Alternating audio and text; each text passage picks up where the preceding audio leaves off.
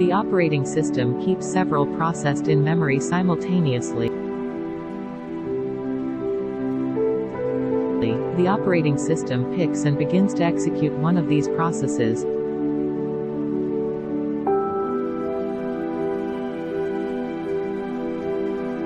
The process may have to wait for some task, such as an I/O operation, to complete.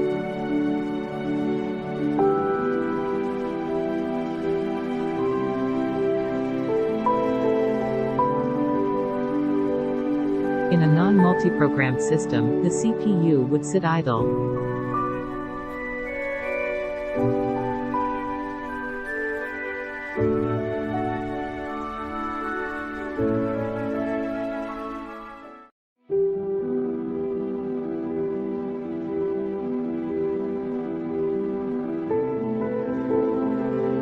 As a single process cannot in general keep either the CPU or the I/O devices busy at all times. An I/O-bound process spends more of its time doing I/O than doing computations.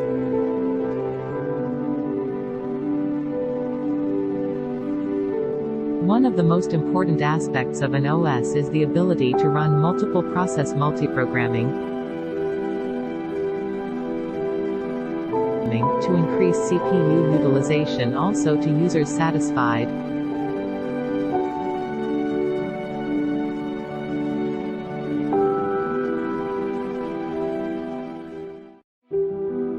Now, what is multitasking?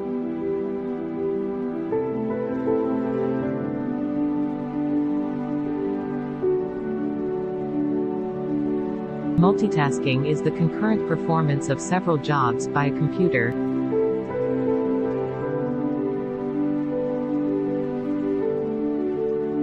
It's the performance of multiple tasks at one time. The job requires a person who is good at multitasking.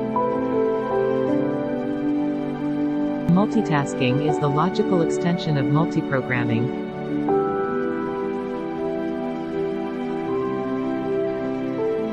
In multitasking systems, the CPU executes multiple processes by switching among them, but the switches occur frequently, providing the user with a fast response time. In multiprocessors, how can processes be scheduled?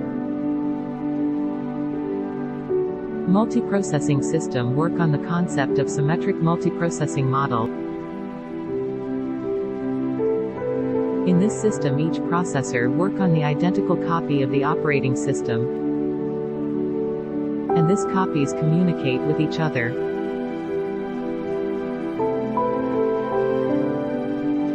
Multiple CPUs share the load sharing in multiprocessor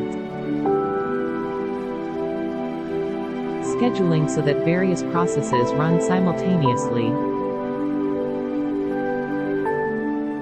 We can use any processor available to run any process in the queue. Multiprocessor systems may be heterogeneous or homogeneous. There may be special scheduling constraints, such as devices connected via a private bus to only one CPU. There are two approaches to multiple processor scheduling in the operating system: symmetric multiprocessing and asymmetric multiprocessing. So what is the difference between them? First, the symmetric multiprocessing.